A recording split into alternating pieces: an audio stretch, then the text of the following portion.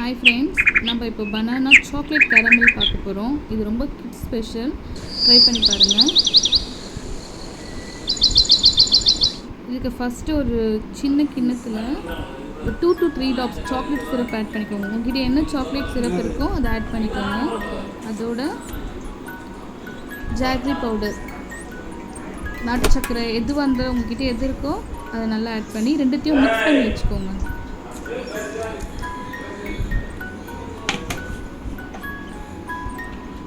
நிஜமாக ட்ரை பண்ணி பாருங்கள். உங்கள் கிட்ஸுக்கு ரொம்ப பிடிக்கும். அது நல்லா மிக்ஸ் பண்ணிக்கோங்க. மிக்ஸ் பண்ணிட்டு ஒரு 2 to 3 minutes அப்படியே விடுங்க.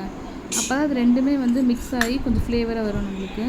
நெக்ஸ்ட்டு 2 பனானா எடுத்து அதை தோல் எடுத்து வச்சுக்கோங்க.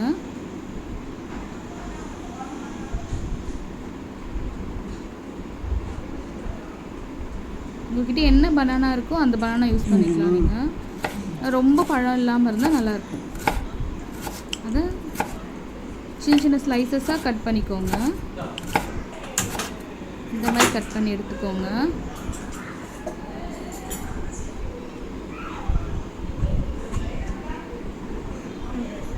நெக்ஸ்ட்டு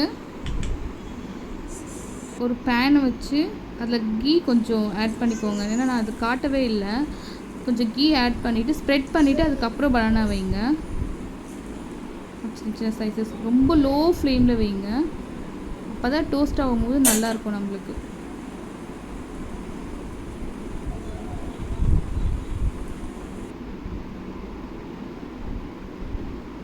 அதுக்குள்ளே நம்ம பனானா என்ன எடுத்துக்கலாம். பனானா எல்லாமே நல்லா பார்த்தீங்கன்னா கொஞ்சம் டோஸ்ட் ஆகிட்டுருக்கு. அதுக்கு மேலே நம்ம மிக்ஸ் பண்ணி வச்சுக்கோங்க. Chocolate syrup with jaggery powder mix பண்ணோம்ல, அதெல்லாம் மேலே ஸ்ப்ரெட் பண்ணி விடுங்க.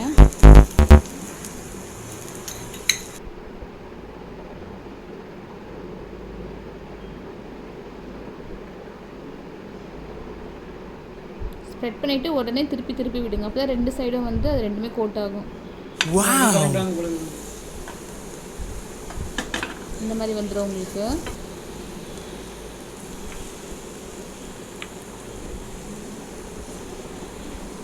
ஃபைனலாக எடுத்து சர்வ் பண்ணுங்கள். இது கண்டிப்பாக ட்ரை பண்ணி பாருங்கள். உங்கள் கிட்ஸுக்கு ரொம்ப பிடிக்கும். அது ஹெல்த்தியும் கூட. இது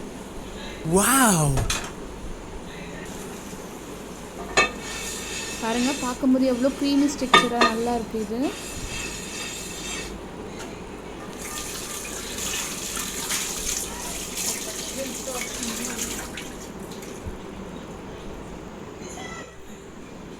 இது இது போல் ரெசிபிஸ் உங்களுக்கு பிடிச்சிருந்தா ஆத்தூரி 2 ட்வின்ஸ் சேனலுக்கு சப்ஸ்கிரைப் பண்ணுங்கள், லைக் பண்ணுங்கள், ஷேர் பண்ணுங்கள்.